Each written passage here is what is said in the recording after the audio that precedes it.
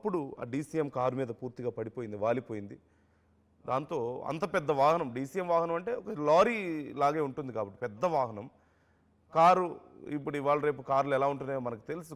కొన్ని brand cars అయితే చివరికి చిన్న చిన్న స్కూటీలతోనో సైకిల్స్తో గుద్దినా సరే డ్యామేజ్ అవుతున్నటువంటి పరిస్థితి కనిపిస్తుంది. సో ఆ కారు మీదకు పూర్తిగా ఆ డీసీఎం ఒరిగిపోయింది. అంతే, ఆ బరువుకి మొత్తం నుజ్జు అయిపోయింది ఆ కారు అంతా కూడా. అదృష్టవశాత్తు ఆ కారులో ఉన్న వాళ్ళు బయట పడగలిగారు. మీరు స్క్రీన్లో చూస్తున్నారు కారు ఎలాంటి కండిషన్లో ఉందనేది మీరు చూస్తున్నారు. లోపల మనుషులుంటే ఏమై ఉండేది అనేది ఒకసారి మనం ఊహించుకోవచ్చు. అయితే ఆ ఘటన జరిగిన తర్వాత పోలీసులు రావడం, లేదంటే జేసీబీని తీసుకురావడం, దాన్ని అంతా పక్కకు తొలగించడం, ఇదంతా కూడా చాలా సమయం పట్టినట్టుగా తెలుస్తుంది. ఈ నేపథ్యంలో అక్కడ ట్రాఫిక్ సమస్య బాగా వచ్చింది. కొన్ని కిలోమీటర్ల కొద్దీ ట్రాఫిక్ పేరుకుపోయినట్లుగా తెలుస్తుంది. నెమ్మదిగా వచ్చి అధికారులు వాటిని మొత్తం తొలగించారు. ఇప్పుడు మరి ఈ ప్రమాదానికి సంబంధించి మరి ఆ కార్ ఓనర్స్ లేదంటే ఆ కారులో ఉన్నటువంటి ప్రయాణికులు ఏదైనా కాంపన్సేషన్ ఎక్స్పెక్ట్ చేస్తున్నారా అనే విషయం కూడా తెలుసుకునే ప్రయత్నం చేస్తున్నాం. ఇప్పుడు వాళ్ళు నష్టపోయారు, డీసీఎం కారు మీద పడింది. మరి ఈ విషయంలో ఎవరికి కాంపన్సేషన్ ఇవ్వబోతున్నారు, మరి ఈ విషయంలో వాళ్ళకి ఏదైనా న్యాయం జరిగే అవకాశం ఉందా, నష్టపోయి ఉన్నారు కాబట్టి అనేది కూడా తెలుసుకునే ప్రయత్నం చేస్తున్నాం. ఎప్పటికప్పుడు ఈ అంశానికి సంబంధించి అప్డేట్స్ ఆర్టీవీ మీకు అందిస్తుంది. మీ అభిప్రాయాలను కూడా కామెంట్ చేసే ప్రయత్నం చేయండి. ఒక డీసీఎం వాహనం పైన పడడంతో కారు పూర్తిగా నుజ్జు అయిపోయింది. And we can understand the standards. ఆ కారుకు ఉన్నటువంటి సేఫ్టీ స్టాండర్డ్స్ ఎంత, ఆ కారుకున్న ఫిట్నెస్ ఎంత. మరొక వాహనం ఆ కారు మీద పడితే ఆ కారు పూర్తిగా ధ్వంసం అయిపోయింది, నుజ్జు అయిపోయింది. ఒక ఆట బొమ్మ నలిగిపోయినట్లుగా నలిగిపోయింది. సో ఆ కారుకున్న స్టాండర్డ్స్ ఏంటి అసలు?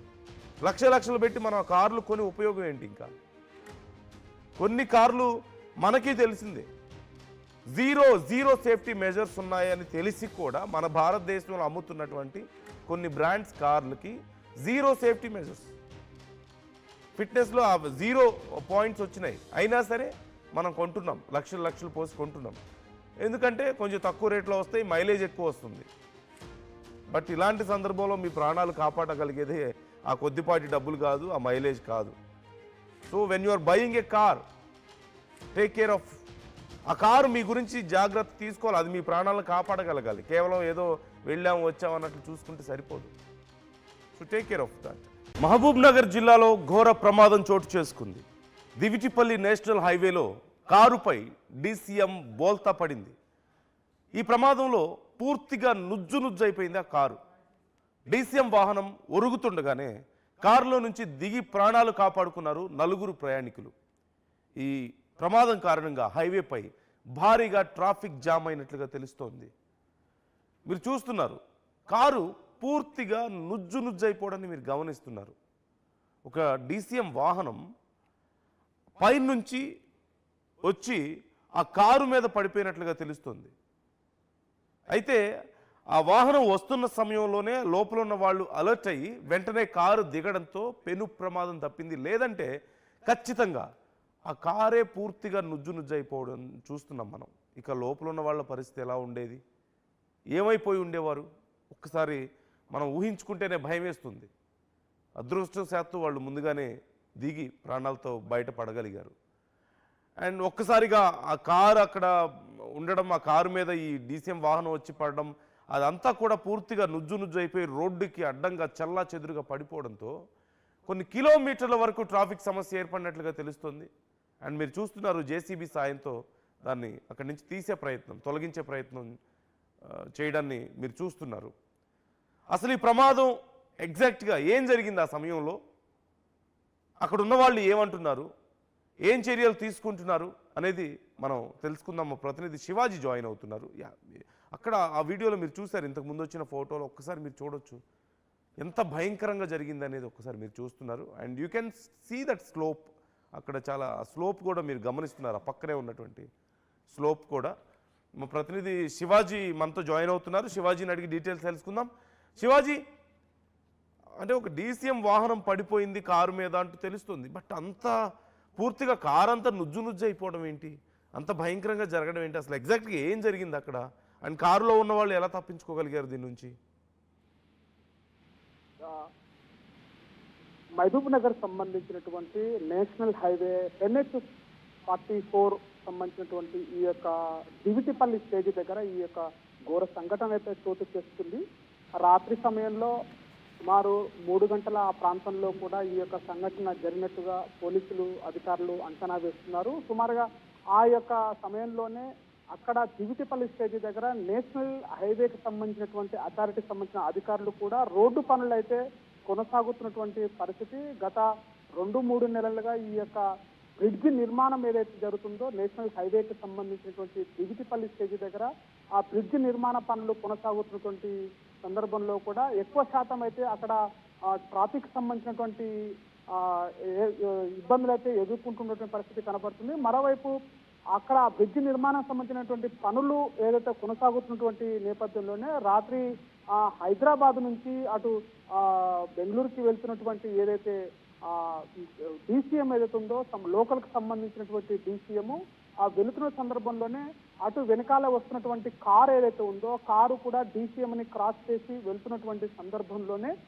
DCM రోడ్డు పైన అంటే అక్కడ ఉన్నటువంటి ఈ నేషనల్ హైవేకి సంబంధించినటువంటి పనులు జరుగుతుందో పక్కకు ఆల్టర్నేషన్ గా ఒక రోడ్ ఏర్పాటు చేశారు. ఆ రోడ్డు హైవే మీదకి వెళ్తున్నలోనే కొద్దిగా ఒక మోస్తరు కూడా క్రాసింగ్ లో ఉంటుంది. ఆ క్రాసింగ్ లో వెళ్తున్న సందర్భంలోనే కారు పక్కల నుంచి వెళ్తుంటేనే DCM సంబంధించినటువంటి వేగంతో వెళుతున్నటువంటి DCM పడనికే ఆ కారు పైన పడనికే ఒక సందర్భంలోనే కారులో నుంచి ఉన్నటువంటి 4 వ్యక్తులు గమనించి అప్రమత్తతోనే ఇక్కడ ఏదో మన పైన పడుతున్నటువంటి సందర్భం అయితే ఉందని చెప్పేసి వెంటనే అలర్ట్ కావడంతో కూడా ఆ 4లో ఉన్నటువంటి వ్యక్తులు కూడా వెంటనే కారుని అక్కడే స్టాప్ చేసేసి వెంటనే ఆ కారు నుంచి తప్పించుకోవడం అయితే జరిగింది. వెంటనే శివాజీ అంటే DCM వాహనం పడిపోయింది అంటున్నారు, కారు అంతా నుజ్జు అయిపోయింది. కాకపోతే మీరు చెప్తున్నట్లుగా అయినా సరే అది ఎగ్జాక్ట్గా ఏం జరిగింది అసలు? అంటే పక్కన వెళ్తున్న సమయంలో DCM వాహనం ఎందుకు అలా పడిపోయింది అండ్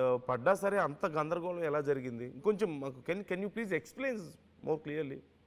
అంటే పూర్తిగా DCM పక్క నుంచి కూడా వెళుతున్నటువంటి సందర్భంలోనే కారు కూడా DCM పక్కల నుంచే వెళ్తున్నది. మరోవైపు రోడ్డు వెళ్తున్నటువంటి సందర్భంలోనే రోడ్డుకు కొద్దిగా క్రాస్ చేయాల్సి వస్తుంది. రోడ్డు యొక్క నేషనల్ హైవే పైన ఆ వెళుతున్న స్పీడ్ కూడా ఒకటి దీనికి ప్రమాదానికి కారణం అని కూడా చెప్పుకోవచ్చు. ప్రమాదంలో స్పీడ్ గా వెళ్తున్నప్పుడు ఆ వెహికల్ DCM అయితే ఉందో DCM స్టీరింగ్ తిప్పేస్తున్న సందర్భంలో కూడా రోడ్డు కదా ఒకవైపు అంటే రైట్ సైడ్ కొద్దిగా డౌన్ గా లెఫ్ట్ సైడ్ కొద్దిగా హైటులో ఉన్నటువంటి ఈ యొక్క రోడ్డు వెంటనే ఆ యొక్క కొద్ది బెండ్ అయ్యేటటువంటి అవకాశం కూడా ఉన్నటువంటి పరిస్థితి కనబడుతుంది DCM. ఆ సందర్భంలోనే ఆ DCM బెండ్ అయినటువంటి ఆ వెహికల్ కొద్దిగా క్రాస్ అవుతున్నటువంటి సందర్భంలోనే స్పీడ్ లో కింద పడే అవకాశాలు కూడా ఉండేటువంటి సందర్భం అది. ఆ సందర్భంలోనే వెంటనే ఆ పక్కనే కారు వెళ్తుంది కాబట్టి కారులో ఉన్నటువంటి వ్యక్తులు కూడా DCM పడిపోతుంది అన్నటువంటి సందర్భాన్ని గుర్తించి ఇది ఎక్కడో ప్రమాదం జరుగుతుంది మనం తప్పించుకోవాలనేటువంటి ఆలోచనతోనే అక్కడ వెంటనే కారును అక్కడ ఆపేశారు. వెంటనే పడుతున్నలో కారులో నుంచి 4 వ్యక్తులు తప్పించుకోవడానికి ఈ యొక్క ప్రమాదంలో 4 కూడా ప్రాణాపాయం నుంచి కూడా బయటపడిన పరిస్థితి. వెంటనే ఆ స్పీడ్ లోనే DCM కారు మీద పడడం, వ్యక్తులు తప్పించుకుంటుంటే DCM పడిపోవడంతో అక్కడే కారు నుజ్జు కావడం అనేటువంటిది స్పష్టంగా మనం విజువల్స్ లో కూడా చూడొచ్చు. దీనిపైన కూడా అసలు DCM ఒరుగుతుండడం ఈ యొక్క అంటే ప్రమాదానికి ప్రధాన కారణము DCM వెళ్తున్నటువంటి వల్ల ఒరిగికి కారు పైన పూర్తిగా పడడంతో ఈ యొక్క ప్రమాదం అయితే జరిగినటువంటి సంఘటన చెప్తున్నారు. కారులో ఉన్నటువంటి వ్యక్తులు కూడా ఇదే కారు ఉన్నటువంటి 4 వ్యక్తులు కూడా ఈ DCM వెళ్తున్న సందర్భంలోనే మేము పక్కలో వెళ్తున్నాము, ఆ పక్కలో వెళ్తున్న సందర్భంలోనే DCM ఒరిగి మా మీద పడడం, ఈ ప్రమాదాన్ని గుర్తించి మేము వెంటనే కారును ఆపి బయటికి వెళ్ళిపోవడంతో ఈ యొక్క ప్రమాదం జరిగింది. ఆ ఎక్కువ వెయిట్ ఉండడంతో ఆ DCM కారు పైన పడడంతో నుజ్జు కావడానికి కారణం అని చెప్పేసి కూడా అక్కడ ఉన్నటువంటి స్థానికులు అటు జిల్లా అధికారులు మరో వైపులో కారులో ఉన్నటువంటి 4 వ్యక్తులు కూడా ఈ యొక్క సంఘటనకి జరిగిందని చెప్పేసి కూడా ప్రత్యక్షంగా చెప్తున్నటువంటి పరిస్థితి. వీటిపైన ప్రధానంగా అక్కడ 2 కిలోమీటర్ల మేరకు కూడా ట్రాఫిక్ అత్యధికంగా జామ్ కావడంతో కూడా దాన్ని తొలగించడానికి కూడా అధికారులు ప్రయత్నాలు అయితే పూర్తి చేశారు. దానికి సంబంధించినటువంటి ముఖ్యంగా అక్కడ ఈ దివిటిపల్లి అనేటువంటి స్టేజ్ కూడా ఎక్కువగా ప్రమాదాలు జరిగేటువంటి ప్రధానంగా జరిగేటువంటి స్థలము కూడా అధికారులు నేషనల్ హైవే అధికారులు గుర్తించారు కాబట్టి అక్కడ ఆ గుర్తించినటువంటి ప్లేస్ లో ఈ యొక్క ప్రమాదాలను అరికట్టడానికి ఇలాంటి స్పీడప్ ఉన్నటువంటి బ్రిడ్జ్ నిర్మాణం అనేటువంటిది ఏర్పాటు చేశారు. అండర్ బ్రిడ్జ్ కి సంబంధించినటువంటి కిందంగా వెహికల్స్ వెళ్ళడానికి పైన నేషనల్ హైవేకి సంబంధం లేకున్నటువంటి బ్రిడ్జ్ ఏర్పాటు చేయడం కూడా జరుగుతుంది. ఇట్లాంటి సందర్భం ఉందని చెప్పేసి కూడా అధికారులు గుర్తించారు. ప్రధానంగా ఇక్కడ డీసీఎం వేగంతో వెళ్తుండడము, అటు ప్యారలల్ గా కూడా కారు వెళ్ళడము, ఆ డీసీఎం ఒరిగి కారు మీద పడడం అనేది కూడా ఇక్కడ అధికారులు గుర్తించి ఈ ప్రమాదానికి కారణమని కూడా చెప్తున్నటువంటి పరిస్థితి. Kalyan. Right. Thank you Shivaji, thanks for the details. మొత్తం మీద ఈ ఘటనకి సంబంధించి మరింత క్లియర్గా అక్కడ విజువల్స్ తెప్పించే ప్రయత్నం మేము చేస్తున్నాం. డీసీఎం కారు పక్కన వెళ్తున్న సమయంలో టర్నింగ్ ఉంది, టర్నింగ్ దగ్గర రెండు స్లో అయిన సందర్భంలో డీసీఎం కొంత ఇంబ్యాలెన్స్ అయింది. ఆ సమయంలో స్లోగా కారు మీదకి ఒరగడం మొదలైంది. వెంటనే కారులోంచి లోపల ఉన్న వాళ్ళందరూ దిగి బయటికి వెళ్ళిపోయారు. అప్పుడు ఆ డీసీఎం కారు మీద పూర్తిగా పడిపోయింది, వాలిపోయింది. దాంతో అంత పెద్ద వాహనం, డీసీఎం వాహనం అంటే ఒక లారీ లాగే ఉంటుంది కాబట్టి పెద్ద వాహనం. కారు ఇప్పుడు ఇవాళ రేపు కార్లు ఎలా ఉంటున్నాయో మనకు తెలుసు. కొన్ని బ్రాండ్ కార్స్ అయితే చివరికి చిన్న స్కూటీలతోనో సైకిల్స్తో గుద్దినా సరే డ్యామేజ్ అవుతున్నటువంటి పరిస్థితి కనిపిస్తుంది. సో ఆ కారు మీదకు పూర్తిగా ఆ డీసీఎం ఒరిగిపోయింది. అంతే, ఆ బరువుకి మొత్తం నుజ్జు అయిపోయింది ఆ కారు అంతా కూడా. అదృష్టవశాత్తు ఆ కారులో ఉన్న వాళ్ళు బయట పడగలిగారు. మీరు స్క్రీన్లో చూస్తున్నారు కారు ఎలాంటి కండిషన్లో ఉందనేది మీరు చూస్తున్నారు. లోపల మనుషులుంటే ఏమై ఉండేది అనేది ఒకసారి మనం ఊహించుకోవచ్చు. అయితే ఆ ఘటన జరిగిన తర్వాత పోలీసులు రావడం, లేదంటే జేసీబీని తీసుకురావడం, దాన్ని అంతా పక్కకు తొలగించడం, ఇదంతా కూడా చాలా సమయం పట్టినట్టుగా తెలుస్తుంది. ఈ నేపథ్యంలో అక్కడ ట్రాఫిక్ సమస్య బాగా వచ్చింది. కొన్ని కిలోమీటర్ల కొద్దీ ట్రాఫిక్ పేరుకుపోయినట్లుగా తెలుస్తుంది. నెమ్మదిగా వచ్చి అధికారులు వాటిని మొత్తం తొలగించారు.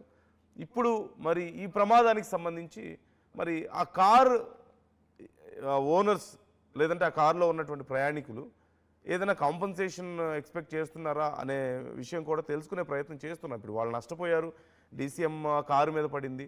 మరి ఈ విషయంలో ఎవరికి కాంపన్సేషన్ ఇవ్వబోతున్నారు, మరి ఈ విషయంలో వాళ్ళకి ఏదైనా న్యాయం జరిగే అవకాశం ఉందా, నష్టపోయి ఉన్నారు కాబట్టి అనేది కూడా తెలుసుకునే ప్రయత్నం చేస్తున్నాం. ఎప్పటికప్పుడు ఈ అంశానికి సంబంధించి అప్డేట్స్ ఆర్టీవీ మీకు అందిస్తుంది.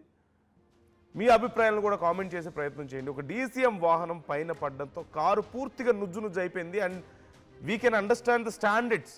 ఆ కారుకు ఉన్నటువంటి సేఫ్టీ స్టాండర్డ్స్ ఎంత, ఆ కారుకున్న ఫిట్నెస్ ఎంత.